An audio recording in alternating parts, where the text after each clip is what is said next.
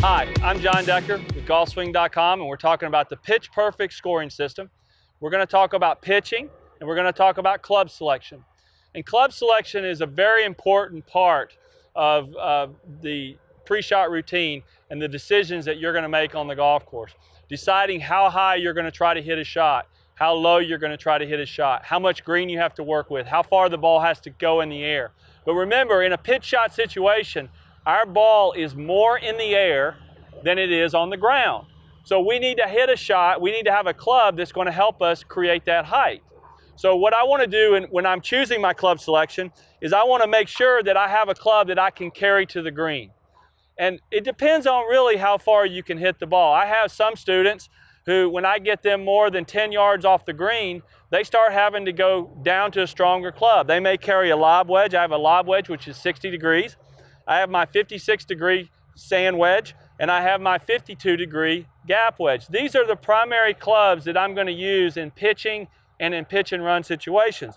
But with the pitch shot, we need to carry the ball to the green, because remember, the most manicured part of the golf course is the green. So my first option is to always try to carry the ball to the green first. I don't want to try to hit the ball short and allow it to run through the fairway or the rough. I would much rather carry the ball to the green. So I'm focusing on carrying the ball to the flag more than I am carrying it to a spot on the green, because I want to carry and take all the trouble out of play, because many times, and we're going to talk about this in other videos, we have to go over bunkers and we're in situations where we can't land it short. So I need to know how far I can carry. So your carry distance is important. A lot of times with my students, when they're choosing their clubs, is they'll take out a rangefinder and they'll get 30 and 40 yards from the green, and they start figuring out what club selection do I need to make the ball go to that yardage. And remember, we're focusing on carrying it. Even if you carry the ball, I'd rather you carry it too far on the green and go by the hole than not get it on the green at all. So in this situation, I'm to the edge of the green is about 13 yards, and I've got about 9 yards of green to work with. But it's going downhill. So this shot requires that I hit a high shot. So what I'm going to do is I'm going to take away, I know it's not my gap wedge, because my gap wedge would come in too low.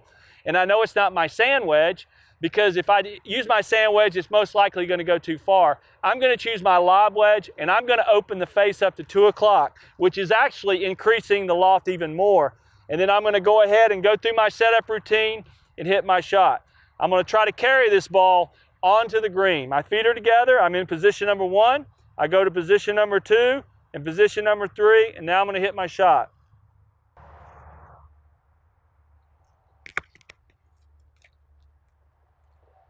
See, I carried that ball all the way on the green. That was with my 60-degree lob wedge. If you don't have a lob wedge, I would recommend to all my students to get a lob wedge. That's a 60-degree. Some lob wedges are 58, some are 62 to 64.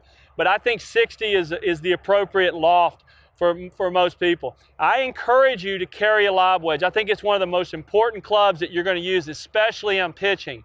Remember, loft is your friend. Bounce is your friend. I would encourage most of you to go with a lob wedge that has 10 to 12 degrees of bounce at least.